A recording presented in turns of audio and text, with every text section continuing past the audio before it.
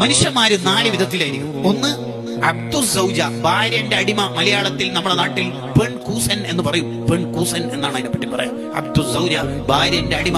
എന്താണ് പെണ്ണ് പറയണത് അതനുസരിച്ച് മുന്നോട്ട് പോകും. ഒന്ന്. രണ്ടാമത്തത് അബ്ദുദ്ദർഹം, പൈസന്റെ അടിമ. എന്ത് ചെയ്യുമ്പോഴും മൂപ്പര് ചിന്തിക്കല് മൂപ്പരിക്ക് എന്താ ലാഭം കിട്ടാന്ന്. എടാ ഉസ്താദിനെ ഒന്ന് റെയിൽവേ സ്റ്റേഷനിൽ കൊണ്ടാക്കോ, 200 രൂപന്റെ പെട്രോൾ. അപ്പൊ മൂപ്പര് എന്തെങ്കിലും ഒരു തടസ്സം, ഒരു 2 കിലോ ആപ്പിൾ വാങ്ങിയിട്ട് വന്ന മോനെ 2 കിലോ 400 രൂപ, 1.5 കിലോ വാങ്ങിയ 100 കിലോ. മൂപ്പരും കാൽക്കുലേറ്ററും ഏട്ടനും അനിയനുമാണ്.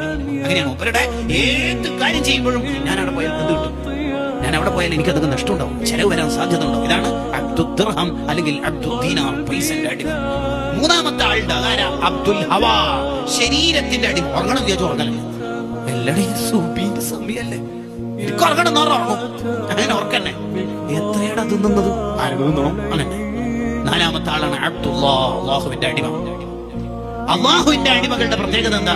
അവരുടെ കൽബ് നല്ല തവാളുള്ള കൽബായിരിക്കും. എത്ര ഉന്നത സ്ഥാനത്തെത്തിയാലും അവര് ചിന്തിക്കുന്നത് മുഴുവനും അള്ളാഹുവിന്റെ അടിമയാണെന്നുള്ള ബോധം.